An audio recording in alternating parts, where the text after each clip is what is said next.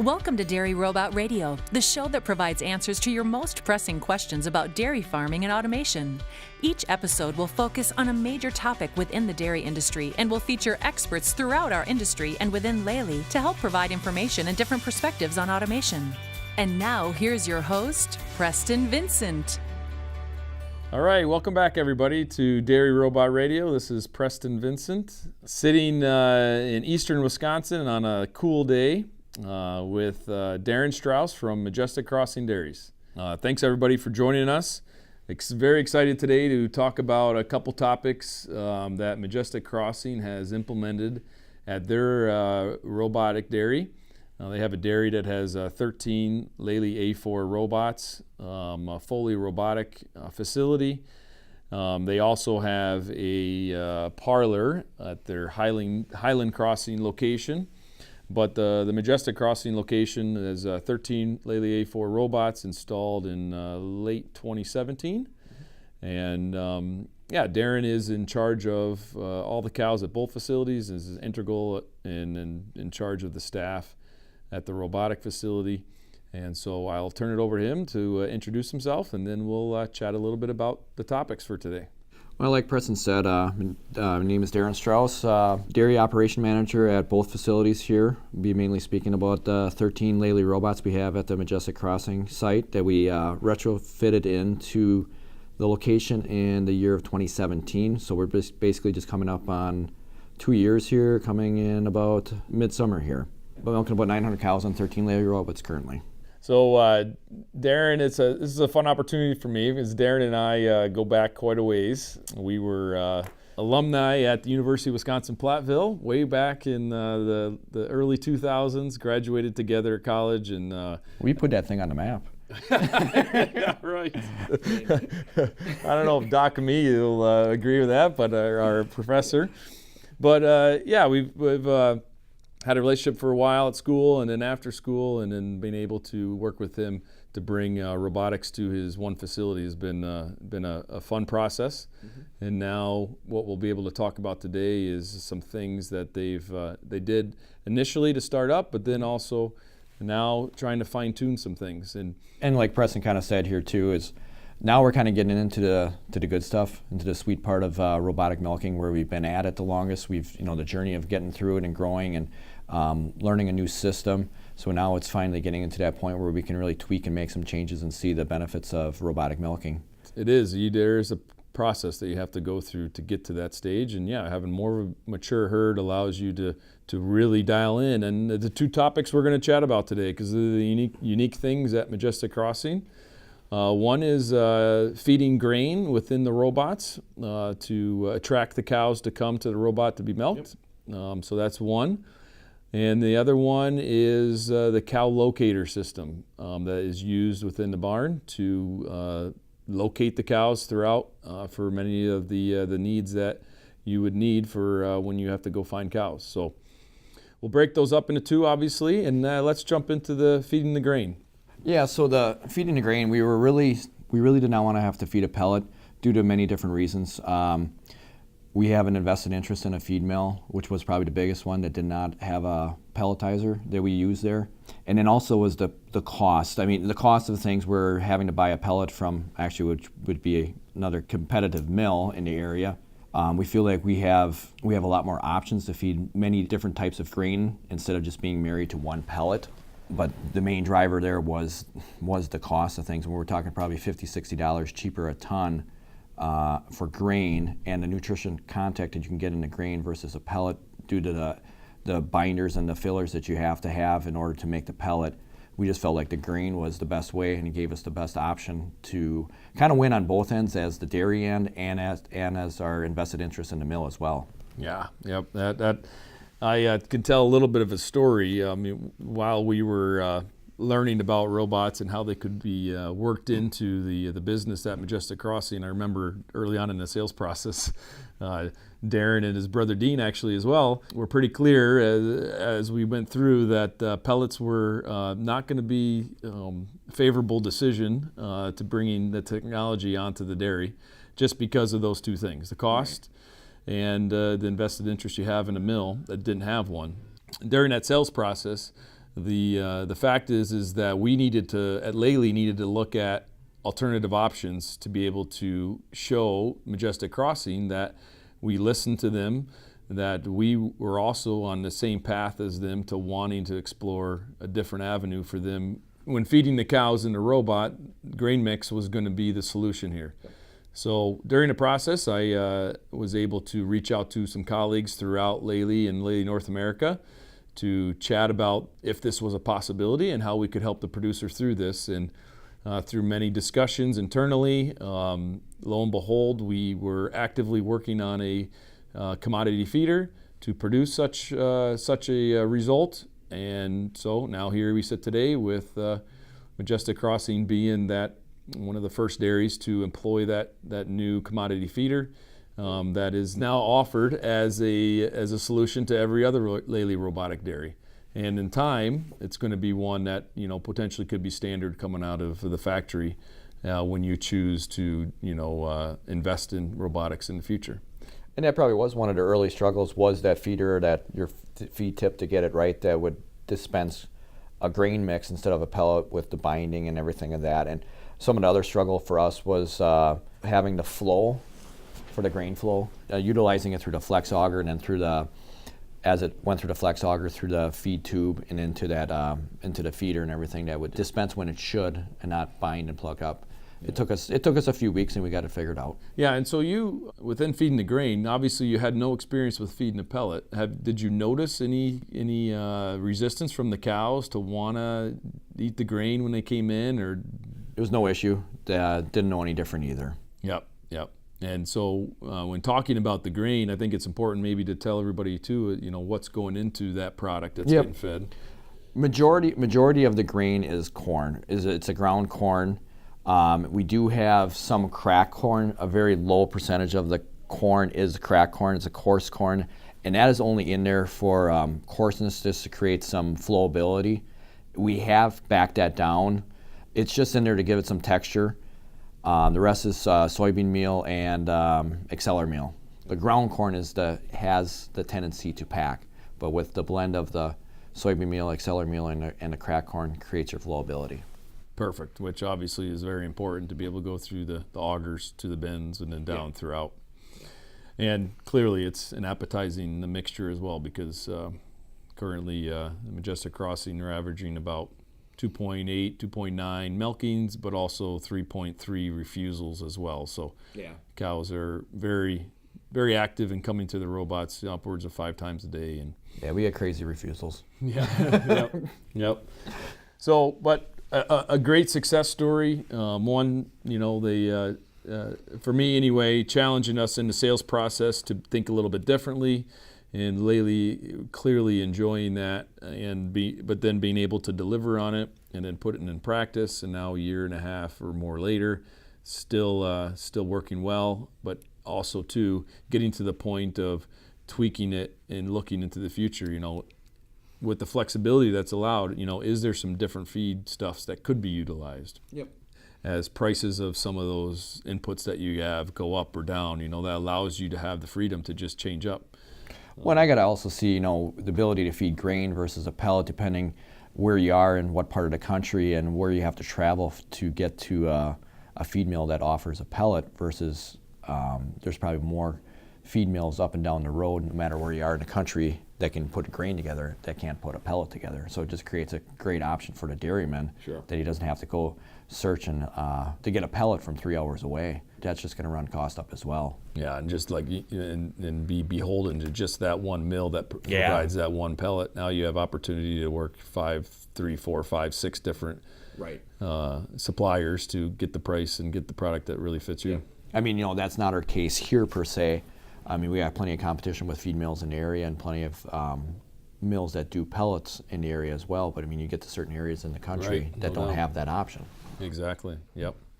Is there anything you would do different with it? Is there, sometimes people talk about adding flavors within the grain mix or the pellet mix to get attractant, or doing some different things. Is there any need to change what's going on right now? No, I don't. I think we're pretty close to where we are. I think that's what Preston and we talked here just briefly before, and some things we talked about in nutritionists, just maybe putting some more feed back into PMR and everything like that, just to change some costs around and offer it to the cow in a different form in the PMR instead of just all at the robot. That probably would be a scenario that we'll probably look at. The mix we feel very good at. I think it's very affordable, and it's doing what it's supposed to be doing. Yeah. When it's $50 or a little above, cheaper than a pellet, I mean, that adds up fast, and I don't know how many tons you would go through, but at the end of the day, $50 is very important. And the other, like I mentioned as we got into this, the other topic that is very unique, I think Darin and Majestic Dairy was the first dairy to install the cow locator system from NEDAP. So the cow locator system is a very simple system. It has beacons up throughout the barn, so many feet apart from each other that just creates a grid. And then from there, you align the pens up, and the software would help you just locate the cow to plus or minus 3 feet from where she's actually standing. Yep. Darin, speak to a little bit of why you wanted to bring that into the robotic dairy that you built. I think a lot of it is just simplicity. We don't know anything else. We don't know what life with robots would be like without it, but we know what life is with it. We know where there's been times where it has, where it's been offline or hasn't worked for a few days, and we know we greatly miss it. For our system, since we are a retrofit site and we have limited access to sort pens, this kind of is our tool to utilize how we work the pens and everything like that, breeding, fetching, health work, even pen moves that we can be more efficiently to find a cow quickly and as smoothly in the pen for the sake of the cows and the people. Yeah, very good. It's exactly how it's designed, and like Darin mentioned, they have a retrofit dairy. So with a retrofit, sometimes you have to have a little give and take. Yeah. You don't have a green field to build what you really, really, really want. In a retrofit, you can do a lot, but there are some things that could, it comes as a concession. Yeah, and sometimes you got to take what you get in a retrofit. Yep, and the sort pens were that for you. Yes, exactly. It was a challenge to get that in. We have very limited access to sort pens. We have some sort pens, but we don't have feed water and beds for them. We have areas we can sort cows to. So it is, we definitely use the NEDAP system and the beacon system to make ourselves more efficient in the pens because of our lack of our sort pens. Yep. So tell us about, when you need to go find a cow to breed, how do the guys find it? What do they use to? So, a lot of times you might not grab it right away.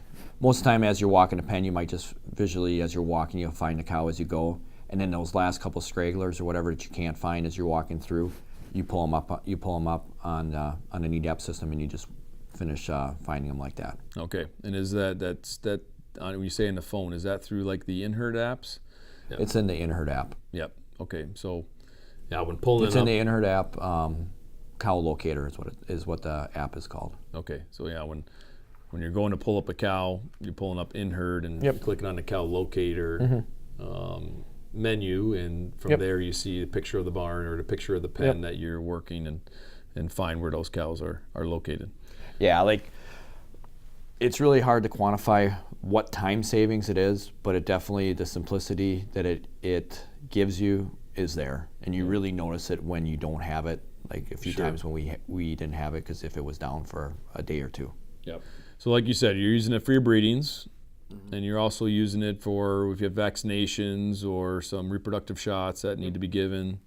And we use it every day to fetch too. A lot of times our fetcher utilizes it just to make him or her that much more efficient. Yeah. And so how accurate is it? It's very accurate. There's a lot of times where it can be dead on the spot, and next time it can get you in the vicinity, and sometimes you just gotta look over, and sometimes that's maybe the frustrating thing is when you got so used to it, and then all of a sudden you gotta look like 10 feet to your left, and there's a cow. So that's just how that's actually, truth be told, that's just how spoiled we get. That when we want it right in front of us, it isn't there, and then all of a sudden you'll be like maybe doing a little scratching your head where you got to be, and it's just to your left about 10 feet. Perfect. So again, just like the feeding and grain, you're well over a year and a half into it. The cow locator, same situation. You mentioned already that it's something that you don't know. You never had it before with robots, so it was installed new, but it's something that you would not want to get rid of. Exactly. The team sees value in it. Yep. And utilizes it. And if you took it away, there would be some hollering. Excellent. Good deal. Okay, so let's chat about one of those tasks. So say fetching, right? You're gonna utilize a system. You got one of the barns that Darin has is the big barn, as it's called, and there's 10 robots in that barn. And you got 2 pens that are 2 robot pens and 2 pens that are 3 robot pens. And so there's 10 robots there, and you have to do a fetch in the morning. When the guys go out to do the fetch, how many cows are they going to be looking for? How many cows could be on that list, therefore also be showing up into the cow locator system? I mean, normally fetching, we're in that, you're in that 3 to 5 cows a robot, normally for a fetch. So you get 3 robot pens, you're typically probably in that 12 to 15 cows for that group. Yep. So guys, like I said, they might not grab that cow locator right away. They might just, they'll have their list of fetch cows and everything, and they might just start, as they're walking down a pen, and they'll be kind of looking and then maybe utilizing the cow locator as well. And whatever they're eyeballing just by sight, and then they'll have it.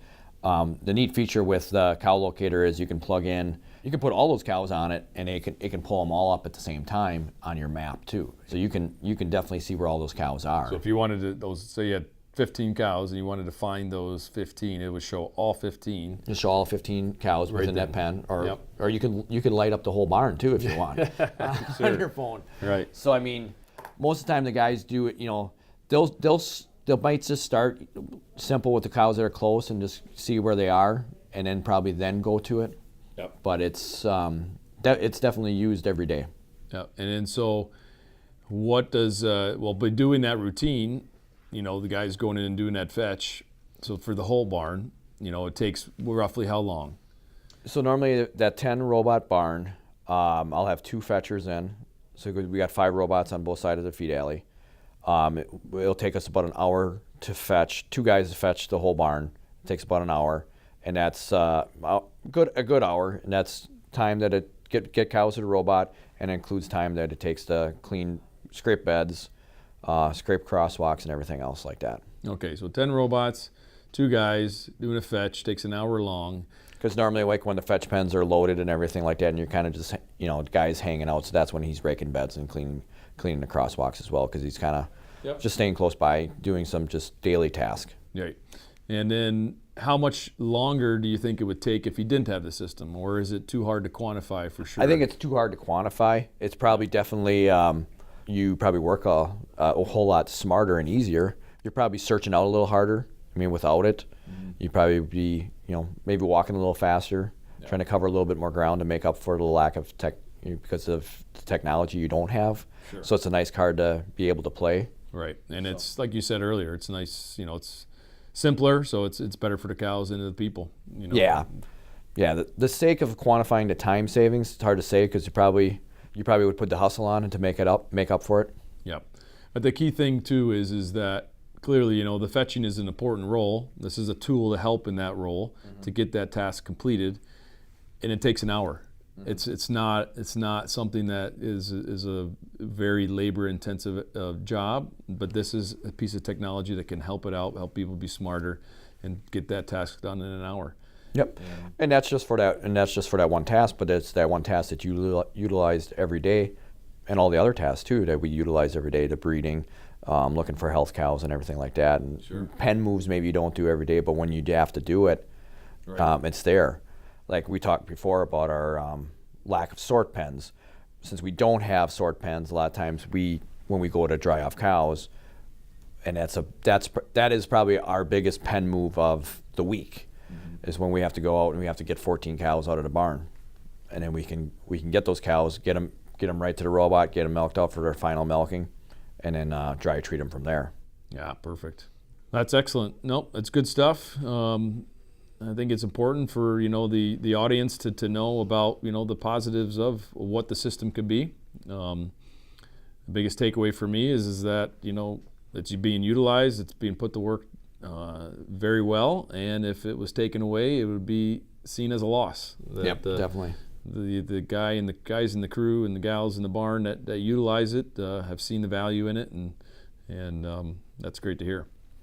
All right. Well, Darin, thank you very much. Yep, Appreciate your time. And I'm very pleased to be able to sit down and chat a little bit about this. I know these are two hot topics within the industry currently right now. When I do my travels around the country, they're two topics that come up in almost every discussion. So thanks for allowing people to learn about how they are utilized on your dairy, and knowing that you're a pretty close friend and you were always thinking to do new things. We'll probably do this at another time as well. So I look forward to it. Excellent. Thanks for reaching out. All right. Take care, everybody. You've been listening to Dairy Robot Radio, the show for dairy producers who want their questions answered by experts in dairy automation. Connect with us at dairyrobotradio.com to listen to all episodes and learn more about the topics and guests on the show. You can also find us on iTunes, Google Play, Stitcher, and Spotify.